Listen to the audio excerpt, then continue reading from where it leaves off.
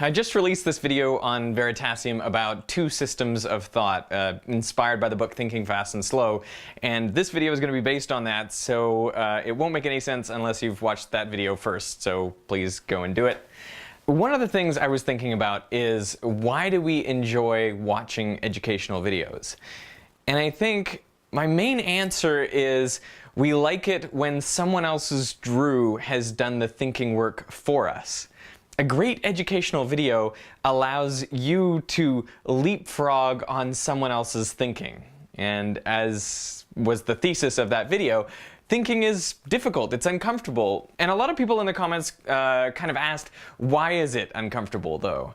And I think there is probably a biological reason for it. You know, the brain actually uses a lot of energy, and if you can minimize the sort of deep, strenuous work that it does, you can actually reduce the amount of resources you expend. I made this comment towards the end of the video about watching videos that give you the sense of understanding without actually learning anything. And I was wondering if anyone would pick up on that, but of course they did, and thought I was roasting the audience or trolling them or something. Mainly, I just wanted, I guess, to point out that I know that phenomenon can happen. For example, there are videos like the 10 Dimensions video, which are complete nonsense when it comes to actually explaining science. And yet people watch that and they feel like they've had some profound insights. There are some other videos, I'm trying to think whether I should mention, that, you know, have this sort of like gloss of deep thinking, and yet there really isn't deep thinking there. And so I think it's easy to trick people into thinking that there's deep thinking. I also think it's possible to trick people into believing that they're understanding when they're not. You know, I did my PhD trying to study how can people learn from educational videos, and what I often found was the videos that people felt they learned the most from, or felt that were the clearest, the most concise, the easiest to understand, were actually the ones they learned the least from. And when I looked at confidence in correct answers after watching any video, I found that just watching any video increased confidence by like a step jump. And you could look at the data of how much people actually learned, and it would be quite different depending on the video, but the confidence increase in the correctness of their answers was always about the same. So it seemed to me like watching an educational video gives me a boost in confidence on these answers, whether or not that boost in confidence is sort of justified or not. And so that's something I wanted to reflect on. I also think that sometimes as a video creator myself, I'm faced with the question of, do I try to explain this, or do I try to present this in such a way that it's more confusing for my audience, and that I think that they will have to think harder, and that will lead them to learn more? Or do I want to make this more clear and fun with the potential risk that they may learn less? And you know, I'd love to say that I always make the choice to make people think harder and, you know, get them to learn more, but the problem is I kind of have a double bottom line where, you know, I don't get paid. My living does not come from people learning necessarily. It also comes from just people watching my videos. So if I always went the route of, you know, forcing people to think hard and potentially learn more, but not share or enjoy the video as much, then I think the channel would never have grown as much as it has. Another thing I've thought a lot about are constructivist approaches to teaching.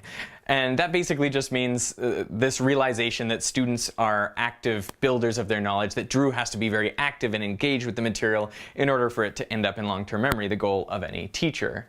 I worry sometimes that this view of learning has been misinterpreted by some people who take it to mean that students must be active in order to learn. Yes, they need to be cognitively active, Drew must be active, but they don't need to be physically active necessarily.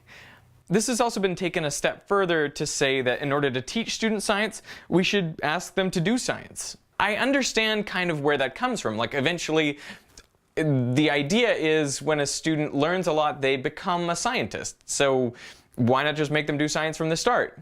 And I think that if you understand Gunn and Drew, there's really good reasons why students of science should not be made to do science. At least not in that complex of a way, and not too early. The reason is this. When a scientist looks at something, they have this wealth of experience. They have a massive library of prior knowledge, which means they have an incredible set of chunks, really big, complicated networks of prior knowledge. So looking at any particular problem or an experiment, they immediately have insight. It's kind of like a chess master looking at a chessboard. They look at it, their perception of it is completely different from the novice's perception of that board, because they see meaning and they see structure and they immediately see strategy, and they have all these tools that are built in that Gun has. It's recognition. It's like, you know, seeing faces for us. We all have great recognition of faces, but we don't all have great recognition of chessboards or of scientific problems, because we haven't all spent the time investing in them. So if you try to expect a student to do science right off the bat, the problem is it may look like a straightforward task to the teacher, to the professor. It doesn't look like a straightforward task to the student. And rather than using Drew's effort carefully and wisely to focus in on the key problems, the key things that the student needs to be paying attention to in order to learn it, they may be sort of completely focusing on the wrong things. All the studies of novices do show that they can't seem to pick out the salient features. What do I really need to be focusing on and studying at this particular moment? And that's why the teacher is there. And that is why we teach the way we do, typically, at least historically, by not making students do science straight up. We teach them about how scientists have done science in the past. We teach them rules and laws and formulas. I have this analogy because I played trumpet from the time I was in grade 7, and I did not read music. I could kind of fake as though I could read music, like they would give us music and then we would play it. But here's something, right? You notice that when you're teaching kids to play music, you give them songs they already know. Because then, although they have the music in front of them, and although you're teaching some sort of basic music theory, they don't really need to read the music because they know how it's meant to sound and they just make it sound that way. And that's what I did. At least for a year or two, multiple years, I didn't really understand what 16th notes were. I didn't really understand what the 4/4 was. It's funny to admit this, right? But I know that that was true, that I didn't know how to read music and I was just kind of playing, and the whole point of giving students songs that they already know is that Drew doesn't have to think through the music because Gun knows the song, and so there's no extra mental strain there. But here's what happened, for me anyway. After a couple of years, after playing songs that I knew mostly and sort of seeing the notes go by, I developed a sense of how music works. And I started to be able to read music after a period of years.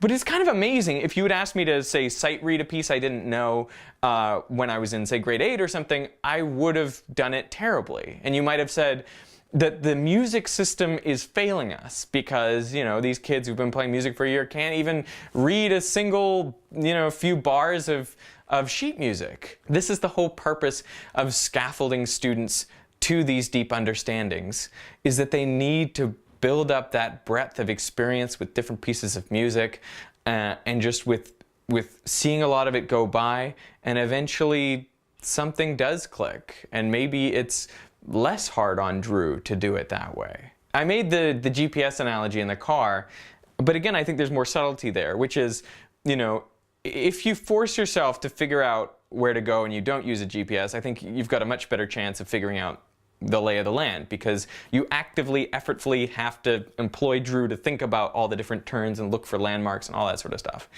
But if you drive the same route with a GPS, say 20 times, chances are that over that time, Drew will start to engage a little bit here and there and pick up bits and pieces, and you won't have to rely on the GPS for so many turns, and ultimately you might be able to turn the GPS off and Drew might be okay. So I think there's an argument about speed of learning something here, where the more you scaffold, the slower you'll learn it. But that's not to say you won't ever learn it. So what's the takeaway message here? The takeaway message is that learning happens through Drew. And that is complex and challenging. It's hard. It's hard for anyone. And there are ways to reduce the strain on Drew. But you don't want to reduce the strain so much that Drew doesn't engage at all, like in a lecture and he just falls asleep or focuses on something completely irrelevant, because then you'll never get there. But you also don't want to load all of the effort onto Drew. This is really an optimization problem, and I think it's both a science and an art for teachers to figure out just the right way to give Drew enough of a help that, you know, he doesn't feel overwhelmed, but also not too much help so that he doesn't engage. That is the real point of great education.